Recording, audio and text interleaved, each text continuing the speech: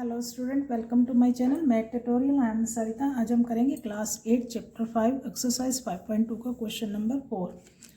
Question ये है, the adjoining pie chart give the marks scored in examination by a student in Hindi, English, mathematics, social science and science.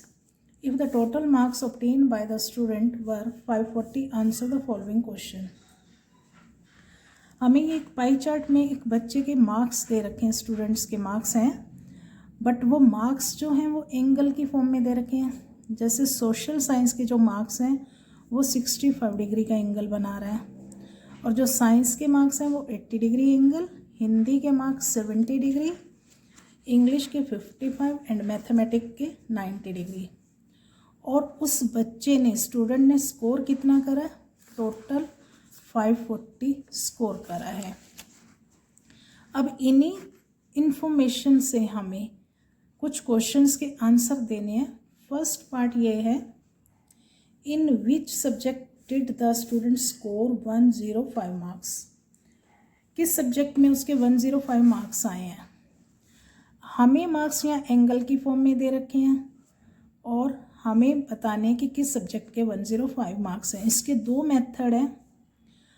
In angle से all subject के हम marks निकालें, फिर हम उसको चेक करें कि 105 किसके बने। और एक ये मेथड है कि 105 जो मार्क्स हैं इसका एंगल फाइंड आउट कर लें हम कि 105 मार्क्स हैं वो कितने डिग्री का एंगल बनाता है, तो फिर एंगल को मैच करेंगे हम। तो एंगल कैसे फाइंड आउट करते हैं? Central angle.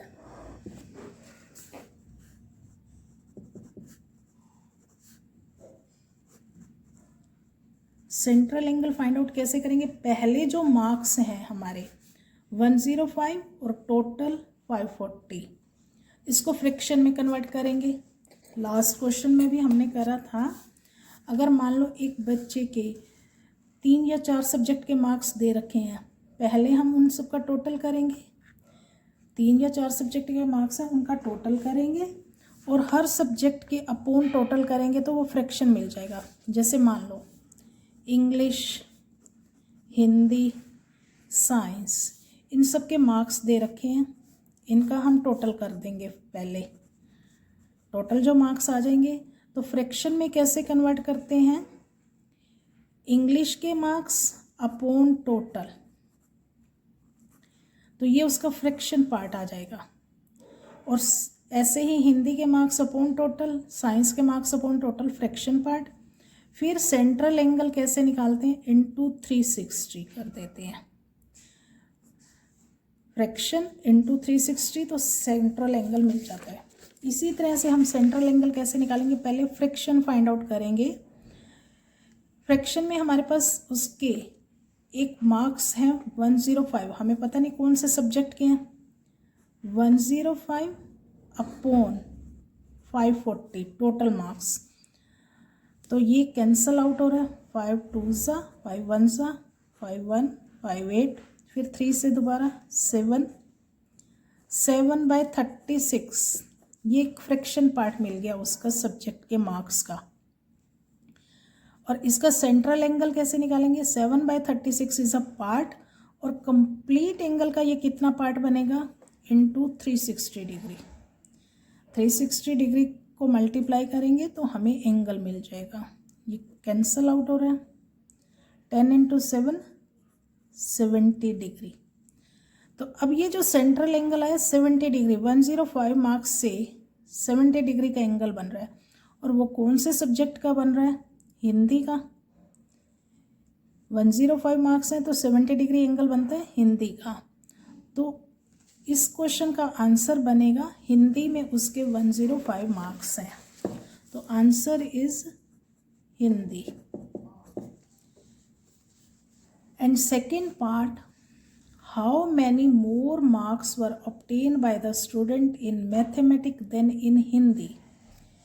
कि उस बच्चे के मैथमेटिक्स में हिंदी से ज़्यादा हैं, कितने ज़्यादा हैं, कि हिंदी से ज़्यादा मैथमेटिक्स में मार्क्स है और वो कितने हैं।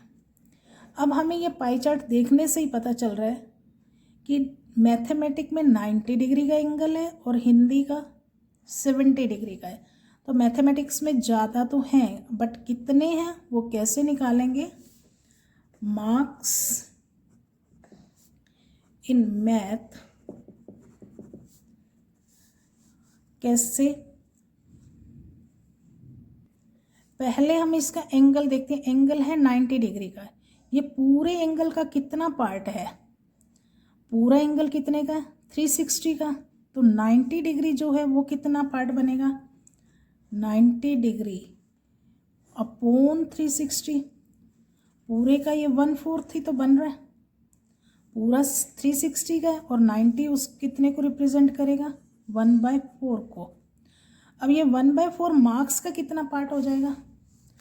1/4 ऑफ टोटल मार्क्स कितने हैं? 540।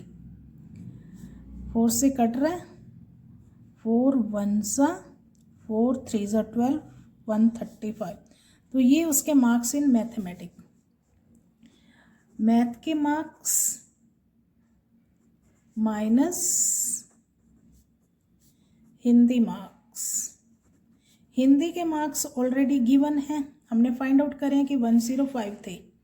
अभी फर्स्ट क्वेश्चन में हमने फाइंड आउट करा था हिंदी के मार्क्स 105 हैं, वो फाइंड आउट करने की ज़रूरत नहीं है हमें। मैथ के मार्क्स कितने आए? 135 माइनस हिंदी के मार्क्स 105। तो कितना ज़्यादा स्कोर हो गया उसका मैथ्स में? 135 माइनस 105, 30 मार्क्स का डिफरेंस है और 30 मार्क्स उसके ज़्यादा हैं मैथ में। एंड सेकेंड पार्ट का आंसर क्या आ गया? 30। And last part is examine whether the sum of marks obtain in social science and mathematics is more than that is science and Hindi. कि दो सब्जेक्ट के मार्क्स का सम, कौन कौन से? सोशल साइंस और मैथ के सम का मार्क्स ज़्यादा है साइंस और हिंदी से। ये चेक करना है हमें किस किस के लेने हैं? Social science plus math is greater than, is more then, ये ज़्यादा है किससे? साइंस और हिंदी से। Science plus Hindi.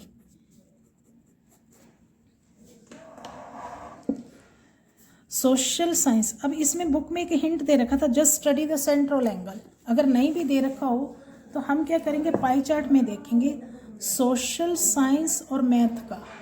Social science कौन सा है हमारा? ये वाला, और मैथ ये वाला पार्ट। इन दोनों का सम, अगर इन दोनों का एंगल का सम बड़ा आ जाता है साइंस और हिंदी के सम से, तो इट्स मीन इनका सम भी, मार्क्स भी ज़्यादा हो जाएंगे, क्योंकि जिसका एंगल बड़ा आएगा उसी के मार्क्स ज़्यादा आएंगे।